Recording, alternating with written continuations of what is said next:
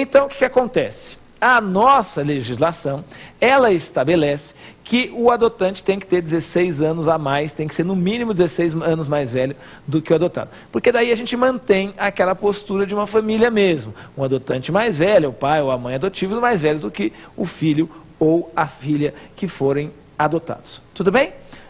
Bom, a partir daí, esse pai ou essa mãe que tem mais do que 18 anos, ele quer adotar, ele pode adotar como?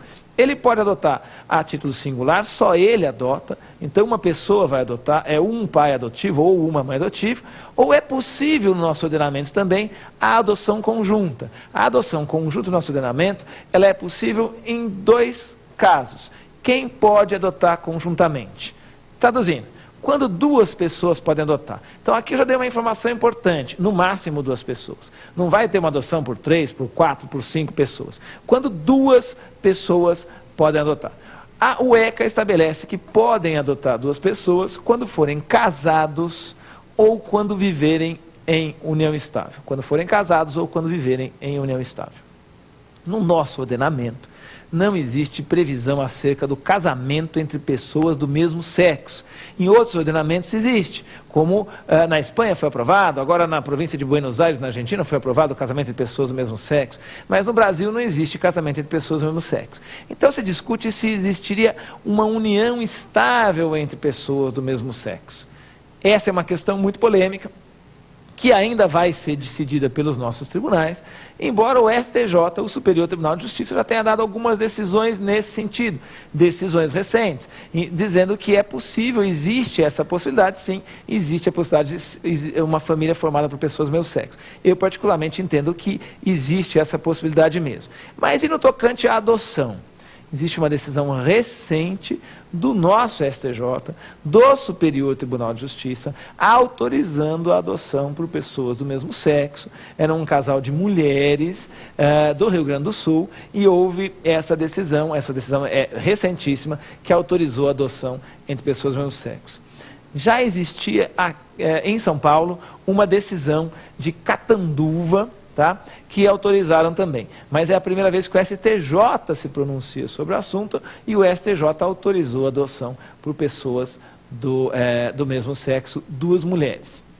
Então, se a gente for seguir a ideia do ECA, isso seria uma outra hipótese do STJ estar reconhecendo uma união estável, não um casamento entre pessoas do mesmo sexo. Então, essas são decisões inovadoras que têm sido trazidas agora para o nosso ordenamento através de decisões jurisprudenciais. Uma das nossas mais altas cortes, o Superior Tribunal de Justiça, ele acaba de decidir essa questão. Então, está resolvido. Ou adoção a título singular, ou uma pessoa só adota, ou um casal pode adotar, se for casado ou se viver em união estável. Ele quer adotar, o que ele tem que fazer? Agora, a Lei 12.010/09, que alterou o ECA, ela deixou esse processo de adoção mais rígido. A ideia de enrijecer o processo de adoção, tornar ele mais rígido, foi no seguinte sentido: evitar que ocorram situações que não são desejadas pelo legislador. Que tipo de situações? A gente ouve falar aí de comércio de crianças, de toda uma indústria da adoção em alguns estados, e etc. e tal. Então, o legislador acabou tornando mais rígido esse processo para ver se ele fiscaliza menor, sempre em busca do superior interesse do menor. Então, agora, para que os pais, os adotantes, queiram adotar, eles precisam se inscrever num cadastro obrigatório que vai ter em todos os estados, e os estados têm que necessariamente se comunicar, e todos os estados têm que ter noção desse cadastro. Para se preparar para esse cadastro, é necessário, de acordo com as novas normas do ECA, agora é necessário uma preparação psicológica e jurídica. Então, os pais têm que ter uma preparação psicológica e jurídica. Não é assim, resolvi adotar, chego lá, pega uma criança e acabou-se. Não, para evitar alguns problemas que a gente tem tido por aí, de abusos, de menores e etc. e tal, é necessário uma fiscalização intensa para se apure que essa adoção vai beneficiar o menor e vai preservar o bem-estar desse menor. A ideia primeira é preservar o bem-estar do menor. Então, esse cadastro, ele vai funcionar com isso. É uma forma do juiz verificar se a pessoa, o candidato a adotante, se ele contém todos os requisitos para adotar, se ele está preparado para isso. Por isso é interessante essa preparação psicológica, essa preparação jurídica. Ok? E daí? Daí a adoção é feita por sentença. Não existe adoção por escritura pública mais. Pelo antigo Código 16 existia adoção por escritura pública, mas não tem mais. A adoção é feita sempre agora por sentença. É necessário um processo judicial. E daí perguntam, gente, estamos seguindo aqui um raciocínio lógico.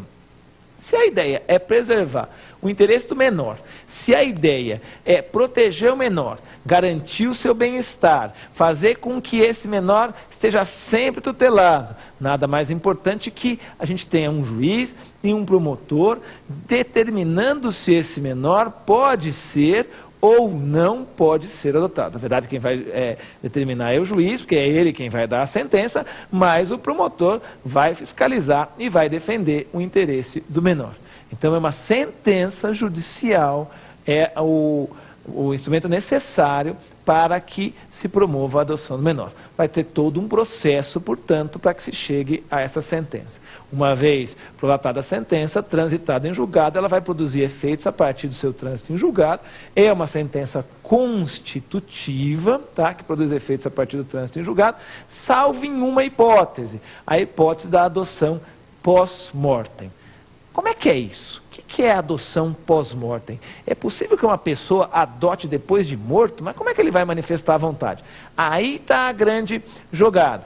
O ECA autoriza a adoção pós-mortem, desde que o adotante já tenha manifestado de forma inequívoca a sua vontade de adotar. Então, já se instaurou o processo de adoção, no curso desse processo, o adotante já foi ouvido, e aí ele declarou de forma inequívoca que ele queria adotar certa determinada criança ou adolescente.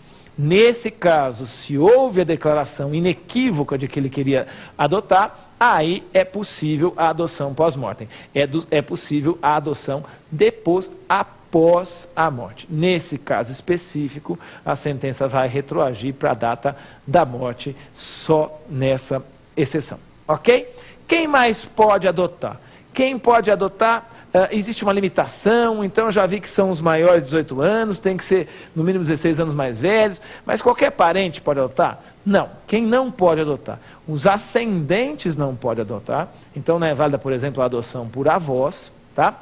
E também não podem adotar os irmãos. Então é bom guardar, nem os ascendentes podem adotar, o avô não pode adotar o neto, e os irmãos também não podem adotar. Os outros parentes, eles podem adotar. Ascendentes não podem e nem irmãos. Ok, tá perfeito. Já vi que os ascendentes não podem adotar, os irmãos também não, as pessoas casadas podem, aqueles que vivem em união estável também podem. Como é que fica agora a questão da adoção?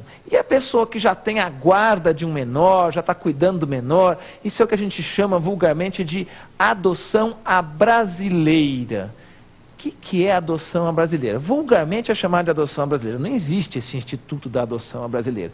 Mas é capaz de vocês algum dia ouvirem falar de adoção à brasileira. O que é adoção à brasileira? É aquela pessoa que pegou uma criança para criar e agora está criando, está convivendo com essa criança, está convivendo com esse menor, com esse adolescente há muito tempo e acaba registrando o seu nome. Ele não pode fazer isso. Cuidado. O falso registro de nascimento é crime. Eu não posso registrar um filho que não seja meu. Aí nós estamos diante de um crime. Então o que acontece? É aquela pessoa que por um fim altruístico, por altruísmo mesmo, ele quer adotar, tirou uma criança da rua, começou a cuidar dessa criança, o que ele deve fazer? Aqui nós temos uma alteração interessante trazida pela lei. Interessante e polêmica, porque tem muita gente dizendo que isso vai tornar um pouco mais complexo o ato da adoção. Qual é a alteração? O ECA agora, ele só autoriza a adoção, se eu já tiver a guarda, sem passar pela lista, em 3 situações. É o seguinte, toda pessoa que queira adotar, ela vai ter que se cadastrar, como eu acabei de falar para vocês. E daí ela entra numa lista. E ela vai ter que aguardar essa lista. Tem uma ordem de quem chegou primeiro, o Poder Judiciário tem que seguir essa ordem, e etc. e tal. Ela vai entrar nessa lista e aguardar essa lista.